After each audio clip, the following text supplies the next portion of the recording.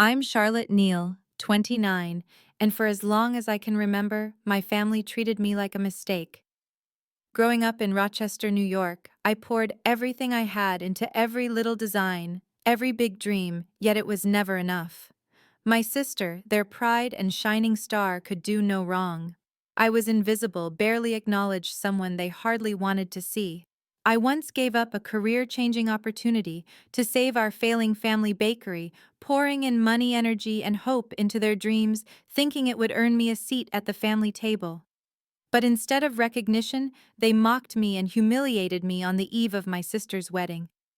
"You are a disgrace. Charlotte," my mother snapped, her voice sharp as a blade. "Don't ruin your sister's perfect day." My heart felt like it was on fire. I didn't respond. I gathered the contracts I had painstakingly built, packed my things, and walked out. The door slammed behind me, echoing like a full stop, and their world began to shake. No wedding dress, no guests, just chaos and consequences they never anticipated. Curious about what I did to leave my family stunned and regretting their choices. The next part will show you that this story is just beginning. If you've ever felt abandoned, dismissed, or underestimated, share your story in the comments, hit subscribe, and join me as we navigate those hard moments to reclaim strength and confidence. A year ago, my inbox lit up with a single ding that changed everything. A New York advertising agency had discovered my designs online and sent me an offer worth $50,000 for a national campaign.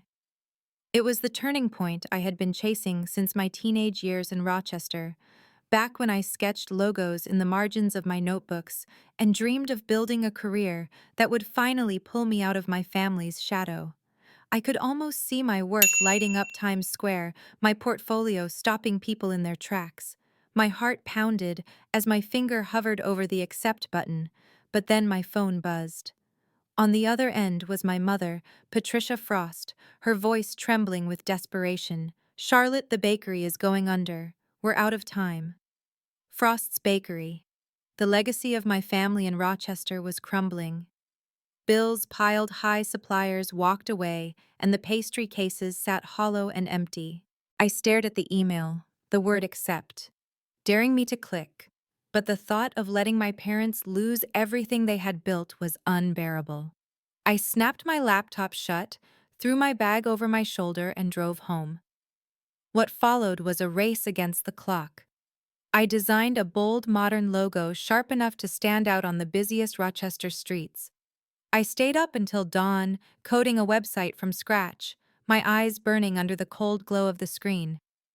I staged pastries under shifting lights, snapping photo after photo, until each muffin and loaf looked irresistible, then pushed them onto social media with captions no one could scroll past. I spent hours on the phone with suppliers, my voice raw from negotiating debt, until flour, sugar, and milk trickled back into the shop. And then the campaign caught fire. Rochester was buzzing with pictures of Frost's Bakery, especially the cream puffs and cinnamon rolls. Soon lines wrapped around the block, voices filled the air, and the smell of butter and sugar drifted out into the street. The bakery, once gasping, was alive again. I poured my entire heart into it, convinced my family would finally see me. But Patricia only glanced at the sales numbers with a blank face. My sister, Esther Neal, strolled in smiling, chatting up customers, as if she had been the one to save the shop. My father, Edward Frost, barely looked up from the invoices, giving me nothing more than a perfunctory nod. Their indifference crushed me, but I swallowed it, telling myself they just needed more time. I vented to Timothy Moore, an old high school friend, over greasy burgers and fries. He looked me straight in the eye and said firmly, "Charlotte, they're using you." I shook my head, refusing to accept it, not ready for that truth. So I kept going, tweaking ads, emailing food bloggers, watching every like and share, clinging to the hope that one day they'd realize how much I had sacrificed to save Frost's Bakery. Each night after the last customer left, I lingered in the quiet, surrounded by the fading sweetness of flour and vanilla, staring at empty trays under the soft yellow lights. Exhausted, hopeful, and haunted, I sat with the question that never left me. Would anything I gave ever be enough for them? Months later, Frost's Bakery had become the pride of Rochester, The counters alive with chatter and the smell of fresh pastries spilling out onto Main Street, the register ringing like a steady drumbeat beneath the symphony of voices. I stood behind the counter, sweat on my forehead, but hope swelling in my chest, convinced that at last my family would see me, that every sleepless night and every ounce of effort had meant something. Then one evening, after closing my parents, Patricia and Edward called us into the back office, the yellow light casting sharp shadows across their faces. Patricia placed a jangling set of keys on the desk and said with a calmness that cut like ice, "Esther will take over the bakery." My body froze, my ears refused to believe it. My sister Esther Neal, who had never coded a single line, never written an ad, never spent a night dragging this place back from the edge, was already smiling as she reached for the keys.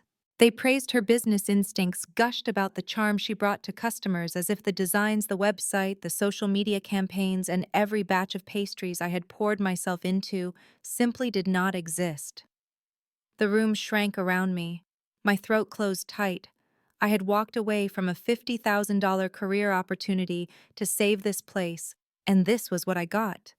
I stayed silent, my fists clenched white.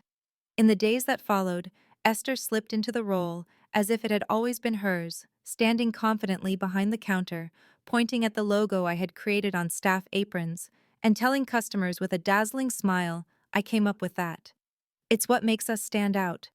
Each lie cut deeper, each compliment she absorbed on my behalf, another blade twisting inside me. I kept sweeping crumbs off the floor, stacking shelves in the back, swallowing rage and waiting for the day the truth might reveal itself without me saying a word. I was still the one keeping the gears turning, ordering ingredients, adjusting the website, scheduling posts, prepping the next wave of photos. Yet my mother's gaze slid over me, empty and dismissive, while my father muttered only about expenses as though I were a line item in his ledger.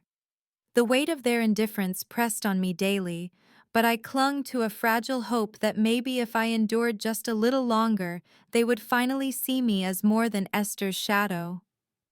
That weekend, I sat across from Timothy Moore at a dim cafe, the bitterness of espresso burning my throat as the words finally spilled out. "They gave the bakery to Esther," I whispered, my voice trembling.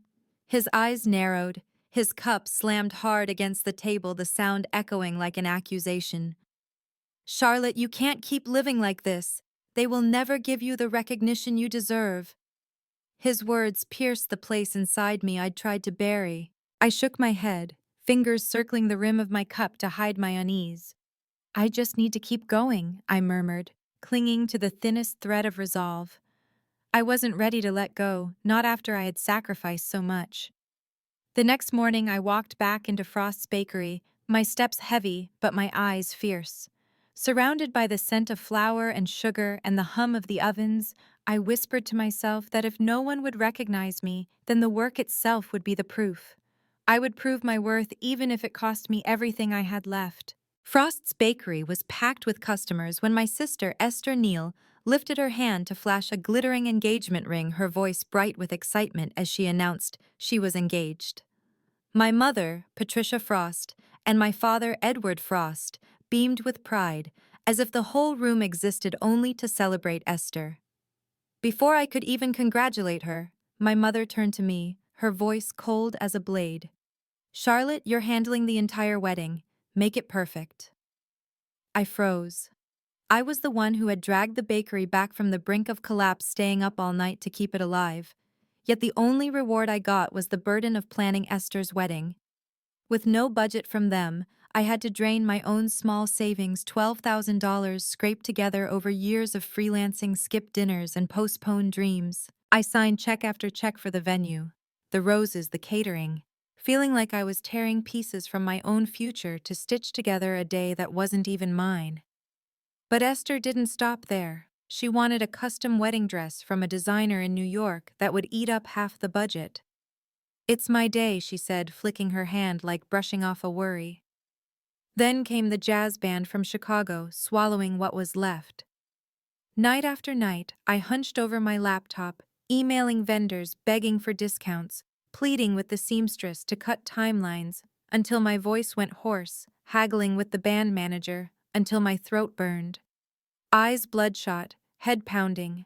I still checked every detail: the lighting at the venue, the tablecloth colors, the backup playlist, telling myself that if I endured enough, sacrificed enough, they would finally see me. But Esther didn't care. She sent text after text complaining about the font on the invitations without even glancing at the plan I'd built until 3 in the morning. Patricia sipped her coffee with that icy look like she'd never seen my effort, and my father only gave a vague nod before turning away. I felt like a shadow servant, invisible in my own family. Then that night, while I was still wrestling with the seating chart, Patricia and Edward called me into the back office of the bakery, their faces dark, my mother's voice a hiss. "This wedding is a mess. You haven't tried hard enough, Charlotte." My father nodded, his eyes hard. "We expect more." My heart hit the floor. I had drained my savings, sacrificed my sleep, traded my health, all for 2 words: not enough. Their voices hammered inside my skull like blows, each one shattering what was left of my self-respect. I wanted to scream that I had given everything that I had chosen. Family over my career, poured my soul into a day that wasn't mine. But my throat locked. My hands shook, anger and humiliation burning in my chest. And then I realized they would never change. I went back to my desk, opened my laptop, the numbers on the budget spreadsheet blurring under the harsh glow of the screen, and began typing another email to a vendor, tears stinging my eyes, determined to finish everything, not to prove my worth to them, but to prepare for the moment I walked away, because the second they said not enough, they had no idea they were the ones about to lose everything. The night before the wedding, the whole family sat around the dinner table. Candlelight flickered against the walls, making the room look warm, but nothing could chase away the chill in the air.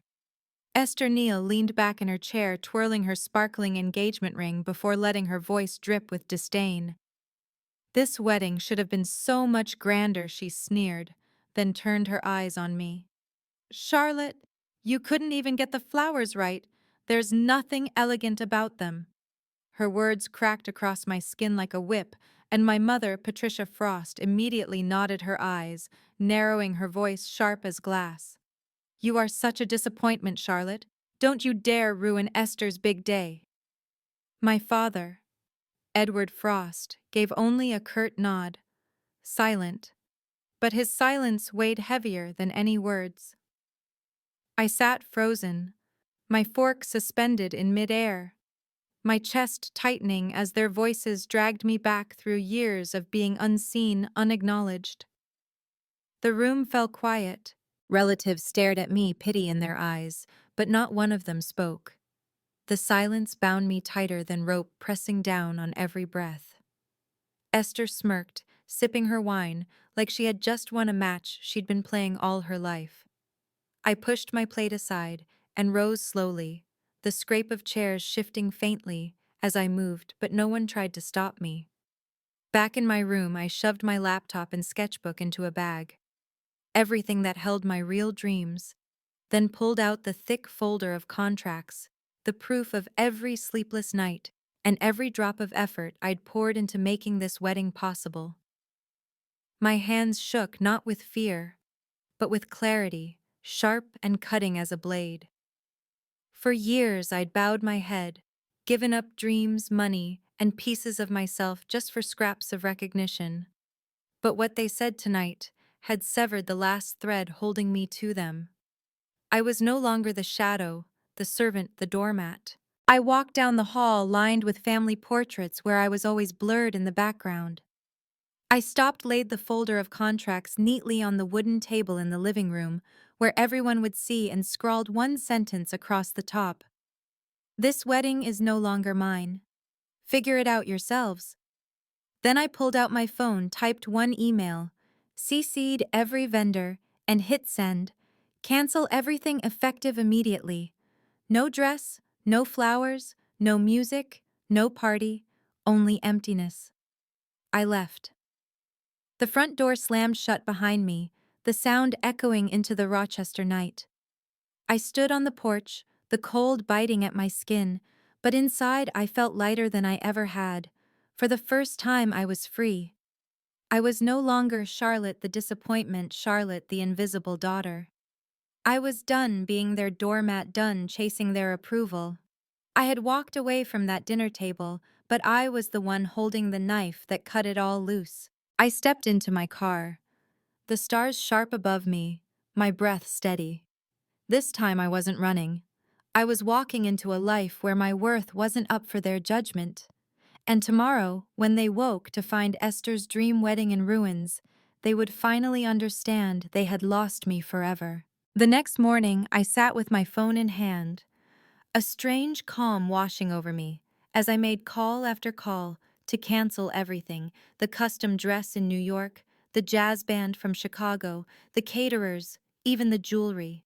Each cancellation felt like peeling off a weight that had crushed me for years, stripping away the pieces of myself I had sacrificed just to keep my family satisfied. By noon, $12,000 I had scraped together over years of freelancing was back in my account. I opened my laptop, my fingers flying across the keys as if fire chased them, writing emails to every vendor. I am canceling because my family disrespected my work. I typed listing every sacrifice dismissed, every effort mocked. When I hit send, the click rang out like a lock snapping open after years of rust. I wasn't just canceling a wedding, I was cutting ties with a lifetime of being the family's doormat. A fire lit in my chest, bright and untouchable. I had given them a bakery reborn, a wedding meticulously planned, my own future carved up and handed over, and in return, they called me a disappointment. Now they would finally face the fallout. The wedding day arrived in chaos. The hall stood empty, no flowers, no music, no gown. Guests shifted uncomfortably, whispering, their murmurs spreading like flames as they realized there would be no ceremony. Esther collapsed into a chair, her voice breaking as she screamed. Charlotte ruined everything. She canceled it all. She wanted revenge on me. Her mascara streaked down her face as she clutched the useless ring. That night, my mother left a voicemail, her voice seething through every syllable. You are selfish, Charlotte. You destroyed your sister's perfect day. I didn't call back. My father, as always, chose silence, and his silence cut deeper than her rage. Watching Esther cry, I felt nothing close to pity. What I felt was justice. Cold, sharp, undeniable justice. They had taken my work, my money, my heart, and tossed it back at me with contempt. Now the empty hall was their mirror, forcing them to see the ruin they had created by refusing to see me. My phone buzzed nonstop, relatives apologizing, friends asking what had happened, but I didn't respond. My eyes were fixed forward on the life I was building beyond their shadow. That night in my small rented room, the glow of my laptop lit the cracked wall.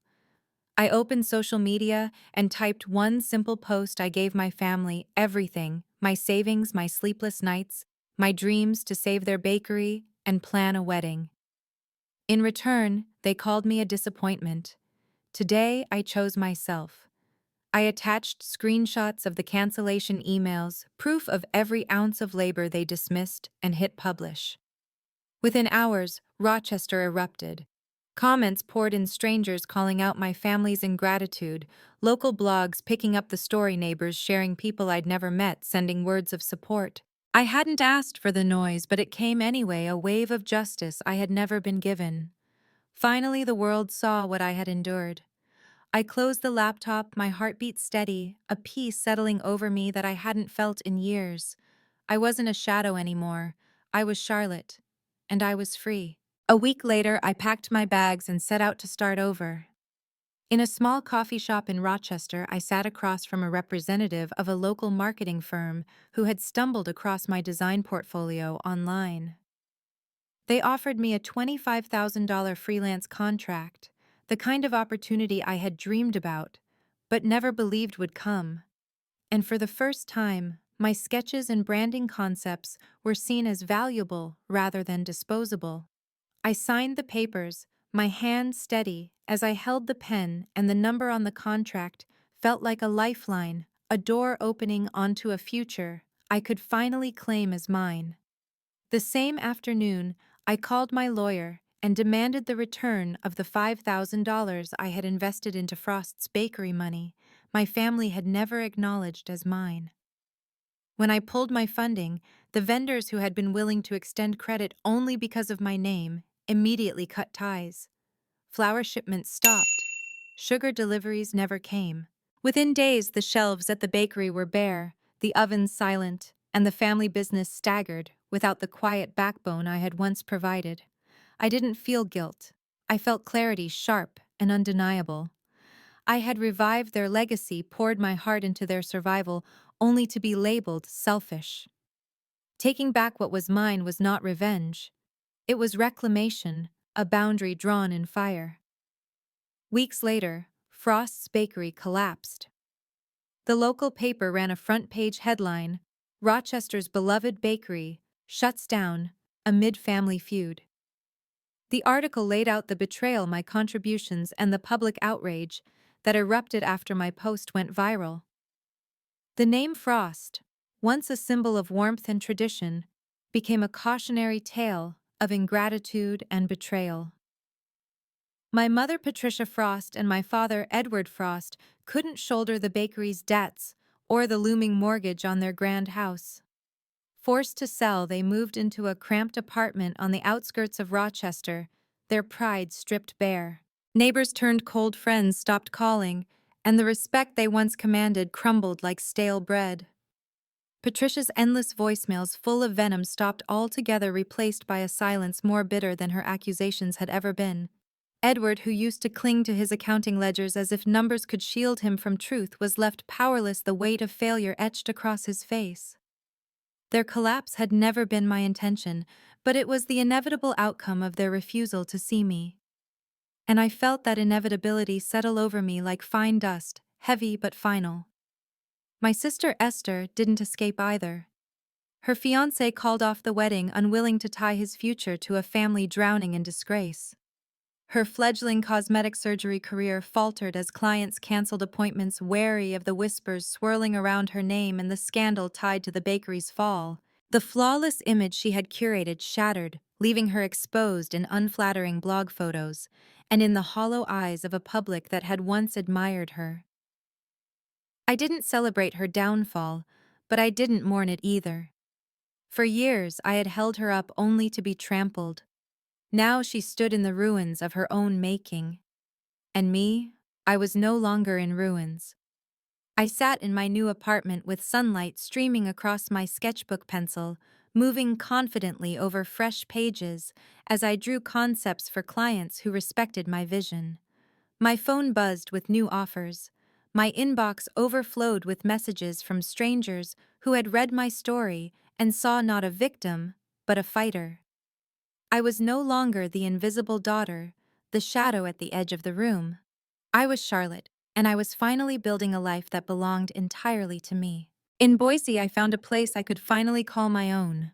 The tiny studio apartment on a quiet street was bare, just four walls and a cracked window, but it held the kind of possibility that felt like a blank page waiting to be written on.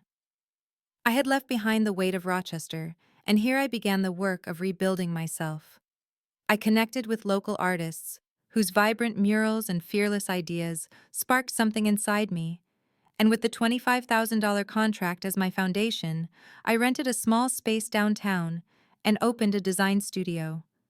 From my sketches, I created logos and branding campaigns for Boise's small businesses, each project bringing in $3,000 a month, enough to cover rent, enough to buy brushes and paint, but more than that, enough to prove I could survive and thrive without my family's shadow smothering me. Clients praised my work, their words a balm against the scars of years of dismissal, and I framed my very first project, a sharp, clean logo for a coffee shop, and hung it on the wall of my studio. For the first time, I wasn't working to prove myself to anyone. I was creating for me with steady hands and a quiet heart, free from the weight of the past. A gallery owner stumbled across my designs and invited me to join a local art exhibit, a chance to place my work beside the paintings and sculptures of Boise's talent. I spent sleepless nights refining my portfolio, every piece, not just an image, but a story of resilience. In a cafe near my studio, I met Ellen Wright, the owner, with warm eyes and a smile that never faded as she poured my latte. Ellen widened my circle, introducing me to boutique owners, event planners, startups, all eager for my branding expertise. Over steaming cups of coffee, Ellen and I talked for hours, her laughter filling the empty space where my family's rejection once echoed. She became my first true friend in Boise, her belief in me a steady anchor. My inbox began buzzing with new opportunities, each connection weaving me deeper into the fabric of the city. The night of the gallery opening came alive with lights, and I stood in front of my work, receiving handshakes and kind words from strangers who saw me not as a disappointment, but as an artist. One morning, an email from Esther Neal appeared. "I'm sorry, Charlotte." She wrote her words fragile and trembling as if begging for forgiveness. I stared at the screen, reading the message over and over, but all I felt was the faint echo of old wounds. My mother, Patricia Frost, and my father, Edward Frost, stayed silent. No calls, no texts, just the same cold void as always. I didn't reply to Esther. Instead, I pressed delete, my finger firm as I severed the last thread binding me to a family that had never truly seen me. In its place, I joined a local painting group that met weekly in a sunlit loft. We splashed paint across canvases, laughed when colors spilled over, and shared dreams brought back to life.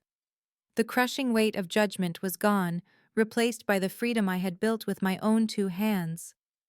Standing among new friends, brush in hand, I painted a future where I was whole, where I was enough, where I was entirely myself.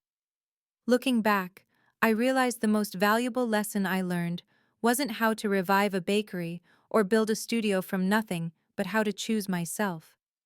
I had once sacrificed everything just to be accepted by my family, but what I found instead was the strength to walk away, to step out of the shadows and light my own flame. I understood now that family isn't always the people you're born to, it's the ones who see you, support you, and make you feel like you belong. And sometimes it takes everything you have to say goodbye to those who never could. But what about you? Have you ever had to choose yourself, even when it meant leaving behind the people you love? Have you ever found your strength in the moments you were overlooked or pushed aside? Share your story in the comments because your courage might reach someone who needs it. And if this resonates with you, hit like, subscribe, and stay with me on this journey, because the stories ahead will remind us all that none of us are ever truly alone.